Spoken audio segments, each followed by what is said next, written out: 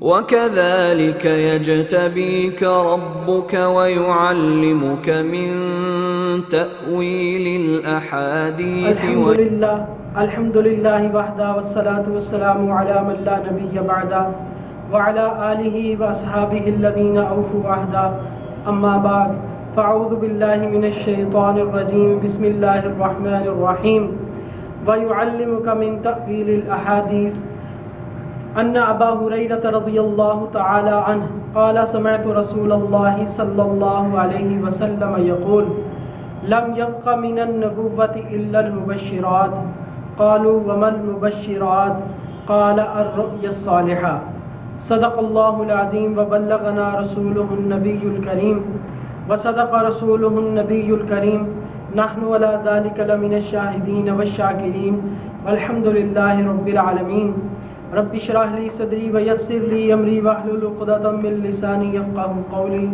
سبحانك لا علم لنا الا ما علمتنا انك انت العليم الحكيم رب زدني علما وارزقني فهما اللهم صل على سيدنا ومولانا محمد وآله وصحبه وسلم كما تحب وترضى عدد ما تحب وترضى۔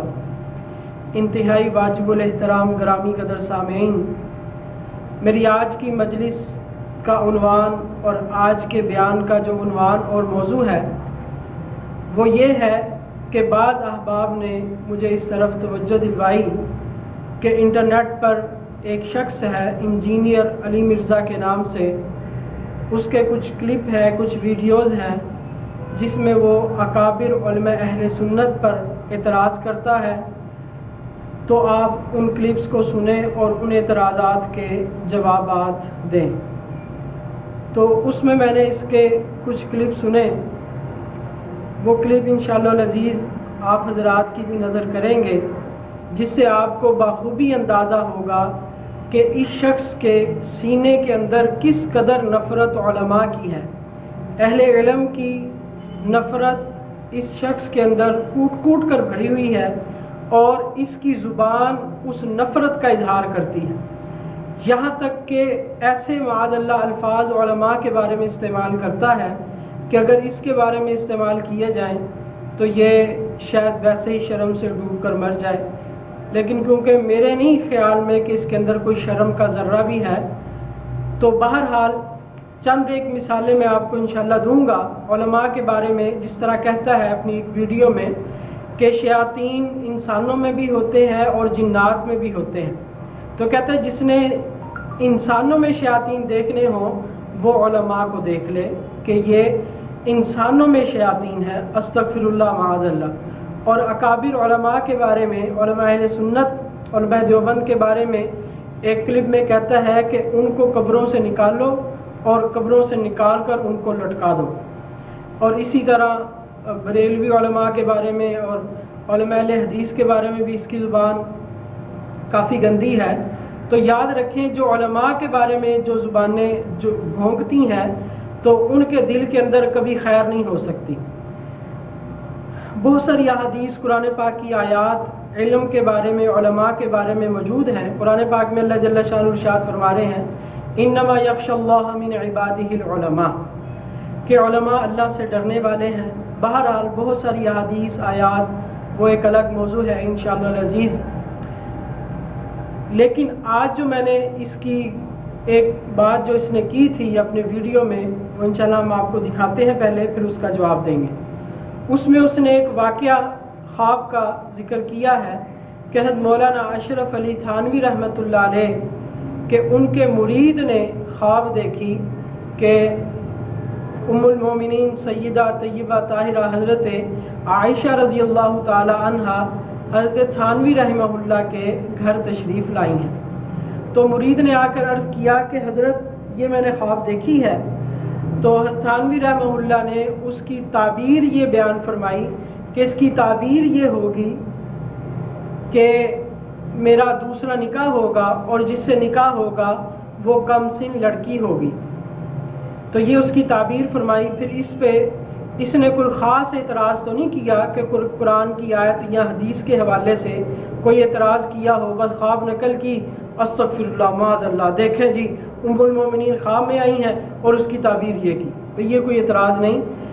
تو اب یہاں ایک میں علمی بات کرنا چاہتا ہوں، نظریاتی بات یہ کرنا چاہتا ہوں۔ سب سے پہلی بات تو یہ ہے کہ جو خواب ہیں ان کی شرعی حیثیت کیا ہے، اور خواب کا مطلب کیا ہوتا ہے، اور خواب کی تعبیر ہوتی ہے۔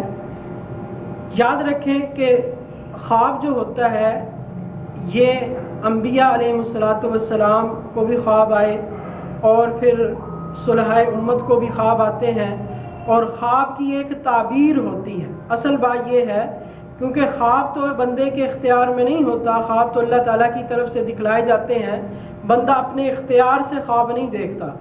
تو جو خواب اس کو دکھلایا جاتا ہے اس کی تعبیر ہوتی ہے، اور یہ بھی ایک علم ہے جو حضرات انبیاء علیہ السلام کو اللہ جل شانہ نے سکھلایا تھا۔ سورہ یوسف کی آیت نمبر 6 میں اللہ جل شانہ ارشاد فرما رہے ہیں وَيُعَلِّمُكَ مِن تَأْوِيلِ الْأَحَادِيثِ، کہ آپ کو رب تعالی خوابوں کی تعبیر کا علم سکھلائیں گے۔ تأویل الاحادیث جو فرمایا گیا یعلمک من تأویل الاحادیث، تو مفسرین نے لکھا ہے کہ تأویل الاحادیث سے مراد جو ہے وہ تعبیر کا علم ہے، تعبیر الرؤیا کا علم ہے۔ تمام تفاسیر میں، تفسیر ابن کثیر وغیرہ واحد میں یہ تفسیر موجود ہے کہ اس سے مراد کیا ہے، وہ تعبیر کا علم ہے، کیونکہ یہ بھی علم ہے، اور انبیاء علیہ السلام کی جو وراثت ہوتی ہے وہ علم ہوتی ہے۔ احادیث سے ثابت ہے کہ انبیاء کی وراثت علم ہوتی ہے، اور علماء انبیاء علیہ السلام کے وارث ہوتے ہیں۔ اور وراثت کس چیز میں ہوتی ہے؟ علم میں ہوتی ہے، اور علماء انبیاء کے وارث ہیں۔ تو اب کیونکہ تعبیر بھی ایک علم ہے جو حضرات انبیاء علیہ السلام کو تھا، خود امام الانبیاء صلی اللہ علیہ وسلم تعبیر ارشاد فرمایا کرتے تھے۔ معمول تھا نبی پاک صلی اللہ علیہ وسلم کا کہ صحابہ سے پوچھتے کسی نے خواب دیکھا ہے تو اس کی تعبیر فرماتے، تو یہاں خود اپنا خواب پہلے بیان فرماتے، پھر اس کی تعبیر ارشاد فرماتے نبی پاک صلی اللہ علیہ وسلم۔ تو خواب جو ہے اس کی تعبیر، یہ علم حضرات انبیاء علیہ السلام کو تھا، اور علماء انبیاء علیہ السلام کے وارث ہوتے ہیں۔ اب اس پر امام بخاری رحمہ اللہ نے باب قائم کیا، صحیح بخاری، باب العلم قبل القول والعمل لقول اللہ تعالی فاعلم انہ لا الہ الا اللہ فبدأ بالعلم وان العلماء هم ورثۃ الانبیاء۔ باب قائم کیا، اس میں انہوں نے ایک بات یہ بیان فرمائی کہ علماء انبیاء کے وارث ہیں۔ تو امام بخاری رحمہ اللہ نے بھی یہ بات ارشاد فرمائی کہ علماء انبیاء کے وارث ہیں۔ اور ایک اور حدیث سنن ابی داود میں، جس کو غیر مقلدین کے شیخ البانی نے صحیح کہا ہے، اور یہ روایت صحیح سند کے ساتھ مروی ہے، اور دیگر کتابوں میں یہ حدیث موجود ہے کہ جس میں حضرت نبی پاک صلی اللہ تعالیٰ علیہ وسلم ارشاد فرماتے ہیں من سلک طریقا یطلب فیہ علما سلک اللہ بہ طریقا من طرق الجنہ، کہ جو علم سیکھنے کے لیے کوئی راستہ اختیار کرتا ہے تو اللہ تعالیٰ اس کے لیے جنت کا راستہ آسان فرما دیتے ہیں۔ اور طالب علم کی خوشنودی کے لیے فرشتے ان کے پاؤں کے نیچے پر بچھاتے ہیں۔ اور پھر امام الانبیاء صلی اللہ تعالیٰ علیہ وسلم نے ارشاد فرمایا کہ جو عالم ہوتا ہے اس کے لیے آسمان کے فرشتے استغفار کرتے ہیں، اور زمین میں بسنے والے لوگ بھی اس کے لیے، مخلوقات اس کے لیے استغفار کرتی ہیں، یہاں تک کہ جو سمندر کے اندر مچھلیاں ہیں وہ بھی علماء کے لیے استغفار کرتی ہیں۔ فرشتے بھی علماء کے لیے دعائیں کر رہے ہیں، تمام مخلوقات علماء کے لیے دعا کر رہی ہے، لیکن اس بیچارے مرزے کے حصے میں صرف اگر کوئی چیز آئی ہے تو وہ علماء پر بکواس کرنا اور علماء کو لعن طعن کرنا، یہ اس کے حصے میں آیا ہے، جو کہ معلوم ہوا کہ فرشتوں کے راستے سے ہٹا ہوا ہے، اور فرشتوں کے مقابلے میں شیطان ہی ہے، اس کے علاوہ اور کوئی نہیں۔ اور اسی حدیث مبارکہ میں امام الانبیاء صلی اللہ علیہ وسلم ارشاد فرماتے ہیں کہ عالم کی فضیلت عابد پر ایسی ہے جیسا کہ 14ویں رات کے چاند کی فضیلت ستاروں پر ہوتی ہے۔ اور اس کے آخر میں امام الانبیاء صلی اللہ علیہ وسلم نے ارشاد فرمایا کہ علماء انبیاء کے وارث ہیں، اور انبیاء علیہ السلام لم یورثوا درہما ولا دینارا، کہ انبیاء علیہ السلام لم یورثوا دینارا ولا درہما، کہ وہ درہم اور دینار کی وراثت نہیں چھوڑتے، ورثوا العلم، ان کی وراثت علم ہوتی ہے، اور جو علم حاصل کر لیتا ہے تو وہ اس وراثت کا وافر حصہ اس نے حاصل کر لیا۔ تو معلوم ہوا کہ انبیاء علیہ السلام کی وراثت علم ہے، اور علم کے وارث جو ہیں وہ علماء ہیں، اور فن تعبیر بھی، علم تعبیر بھی یہ انبیاء علیہ السلام کی وراثت ہوتی ہے، اور اس کے وارث بھی علماء ہیں۔ تو حضرات علماء کرام بتلاتے ہیں کہ بھی خواب کی کیا تعبیر ہوتی ہے، اور کیونکہ خواب حدیث پاک میں آتا ہے، خواب کے بارے میں میں چند ایک احادیث آپ کو بتلانا چاہتا ہوں، اور یہ جو حدیث مبارکہ سنن نبی داود میں، سنن ابن ماجہ میں اور دیگر کتابوں میں یہ حدیث موجود ہے۔ پھر خواب کے بارے میں نبی پاک صلی اللہ تعالیٰ علیہ وسلم نے ارشاد فرمایا، صحیح بخاری شریف میں یہ حدیث موجود ہے، متفق علیہ کتاب الرؤیا میں، کہ حضرت انس بن مالک رضی اللہ تعالیٰ عنہ ارشاد فرماتے ہیں، ان رسول اللہ صلی اللہ علیہ وسلم قال الرؤیا الحسنہ من الرجل الصالح جزء من 46 جزءا من النبوۃ، کہ نبی پاک صلی اللہ تعالیٰ علیہ وسلم ارشاد فرماتے ہیں کہ نیک آدمی کا اچھا خواب نبوت کے 46 اجزاء میں سے ایک جز ہے۔ نیک خواب یہ نبوت کے اجزاء میں سے ایک جز ہے، یعنی علم نبوت کا ایک حصہ ہے، کیونکہ نبوت ختم ہو چکی ہے اور ختم نبوت ہے، تو اس سے مراد علم نبوت ہے۔ تو خواب، نیک آدمی کا خواب جو ہے یہ بھی ایک علم نبوت کا ایک حصہ ہے۔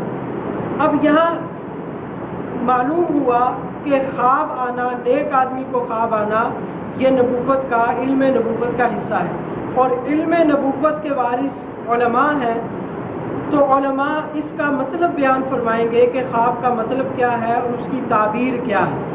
اور پھر دوسری بات یہ ہے، خواب کے ذریعے کوئی خوشخبری دی جاتی ہے، کیونکہ حدیث پاک میں آتا ہے، صحیح بخاری شریف کی حدیث ہے، سیدنا ابو ہریرہ رضی اللہ تعالیٰ عنہ فرماتے ہیں کہ امام الانبیاء صلی اللہ علیہ وسلم نے فرمایا، لم یبقى من النبوۃ الا المبشرات، کہ اب نبوت میں سے کچھ باقی نہیں مگر مبشرات، یعنی خوشخبری دینے والی چیزیں۔ قالوا وما المبشرات، عرض کیا گیا یا رسول اللہ یہ خوشخبری دینے والی چیزیں کیا ہیں؟ تو آپ صلی اللہ علیہ وسلم نے فرمایا کہ خوشخبری دینے والی چیزیں یہ الرؤیا الصالحہ، یہ نیک خواب ہے۔ اب نیک آدمی خواب دیکھے اور نیک خواب ہو تو یہ اللہ تعالیٰ کی طرف سے خوشخبری ہوتی ہے، اور خوشخبری نیک آدمیوں کو ملا کرتی ہے عام طور پر۔ تو حضرت تھانوی رحمۃ اللہ علیہ کے مرید نے جب خواب دیکھا تو وہ در حقیقت خواب میں حضرت تھانوی رحمۃ اللہ علیہ کو ایک خوشخبری سنائی گئی تھی کہ آپ کو اللہ جل شانہ کی طرف سے ایک انعام ملے گا اور تحفہ ملے گا کہ آپ کے عقد میں اور آپ کے نکاح میں ایک لڑکی آئے گی جو کم عمر ہوگی۔ تو یہ بھی اللہ تعالیٰ کی طرف سے ایک انعام ہوتا ہے۔ تو وہ مرید نے آ کر خواب عرض کیا حضرت تھانوی رحمۃ اللہ علیہ کو کہ امی عائشہ رضی اللہ تعالیٰ عنہ کو آپ کے گھر میں نے خواب میں دیکھا ہے۔ تو تھانوی رحمۃ اللہ علیہ نے جو اس خواب کی تعبیر بیان فرمائی تھی وہ یہی تھی کہ اس سے مراد یہ ہے، اس کی تعبیر یہ ہوگی کہ میرا دوسرا نکاح ہوگا۔ چنانچہ جیسی تعبیر حضرت تھانوی رحمۃ اللہ علیہ نے دی تھی اسی تعبیر کے مطابق حضرت تھانوی رحمۃ اللہ علیہ کا عقد ثانی ہوا۔ تو یہ بھی ایک اس بات کی دلیل ہے کہ حضرت تھانوی رحمۃ اللہ علیہ نے جو خواب کی تعبیر فرمائی تھی وہ بالکل درست تھی۔ اس کا یہ مطلب نہیں ہے کہ وہ عالم الغیب تھے، ان کو غیب کا علم تھا، نہیں، بلکہ اللہ تعالیٰ نے جو ایک خوشخبری دی تھی اشارتاً اور کنایتاً، حضرت تھانوی رحمۃ اللہ علیہ اپنے علم کی بنیاد پر اور اللہ کی عطا کی بنیاد پر اس خوشخبری تک پہنچ گئے اور انہوں نے یہ تعبیر ارشاد فرمائی. پھر اس تعبیر کے موافق جو ہے وہ الحمدللہ خواب مکمل ہوا. اور حضرت تھانوی رحمۃ اللہ علیہ کی یہ جو تعبیر تھی یہ بھی انہوں نے حدیث سے اخذ کی ہے، کیونکہ تعبیرات وہی شخص دیکھ سکتا ہے جو قرآن و احادیث کا ماہر ہوتا ہے. کیونکہ معبرین نے ایک بات یہ بھی لکھی ہے کہ صحیح معبر وہ ہوتا ہے، تعبیر دینے والا، جو کتاب و سنت کا ماہر ہو. کیونکہ تھانوی رحمۃ اللہ علیہ کتاب و سنت کے ماہر تھے الحمدللہ، تو انہوں نے کتاب و سنت کی روشنی میں یہ تعبیر ارشاد فرمائی. کیونکہ صحیح بخاری شریف میں اور دیگر کتب احادیث میں یہ حدیث موجود ہے کہ جب امام الانبیاء صلی اللہ تعالیٰ علیہ وسلم کو حضرت عائشہ رضی اللہ تعالیٰ عنہا کی خواب میں زیارت ہوئی تھی تو اس کی تعبیر اور اس کا مطلب ہی یہی تھا کہ نبی پاک صلی اللہ تعالیٰ علیہ وسلم کا ان سے نکاح ہونا تھا. اب وہ میں حدیث آپ کو سناتا ہوں. حضرت عائشہ رضی اللہ تعالیٰ عنہ خود بیان فرماتی ہیں، قالت قال رسول اللہ صلی اللہ علیہ وسلم اریتک فی المنام مرتین، کہ عائشہ تو مجھے خواب میں 2 مرتبہ دکھلائی گئی. اذا رجل یحملک فی سرقۃ من حریر، کہ ایک آدمی ریشم کے کپڑے میں تمہیں لے کر آیا ہے. فیقول ہذہ امرأتک، اور وہ یہ کہتا ہے کہ یہ آپ کی بیوی ہیں. فاکشفھها، پس میں نے اس کپڑے کو کھولا. فاذا ہی انت، پس اس میں تو تھی. فاقول ان یکن ھذا من عند اللہ، تو میں نے یہ کہا کہ اگر یہ اللہ کی طرف سے ہے، یمضی، تو اللہ جل شانہ اس کو پورا فرمائیں گے. اب دیکھیں یہاں امام الانبیاء صلی اللہ علیہ وسلم کو خواب میں بشارت دی گئی حضرت عائشہ رضی اللہ تعالیٰ عنہ کی خواب میں زیارت کروا کر کہ یہ آپ کی اہلیہ ہوں گی اور آپ کی بیوی ہوں گی. تو اس سے ایک بات یہ معلوم ہے، تھانوی رحمۃ اللہ علیہ نے اسی سے یہ اشارتاً یہ بات نکالی کہ امام الانبیاء صلی اللہ تعالیٰ علیہ وسلم کو حضرت عائشہ رضی اللہ تعالیٰ عنہ کی زیارت ہوئی تو ان کی زیارت کے بعد ان کا نکاح حضرت عائشہ رضی اللہ تعالیٰ عنہ سے ہو گیا. تو اسی سے انہوں نے تفاؤلاً لیا کہ اس کا مطلب یہ ہوگا کہ میری بھی ایک شادی ہوگی. اور کیونکہ حضرت عائشہ رضی اللہ تعالیٰ عنہ کا جب نکاح ہوا نبی پاک صلی اللہ علیہ وسلم سے تو وہ کم عمر تھی، کم سن تھی. تو اسی سے تھانوی رحمۃ اللہ علیہ نے اس حدیث سے اس کی تعبیر یہ ارشاد فرمائی کہ میری بھی کم سن لڑکی سے شادی ہوگی. تو الحمدللہ یہ جیسا حضرت نے فرمایا تھا ویسا ہی ہوا.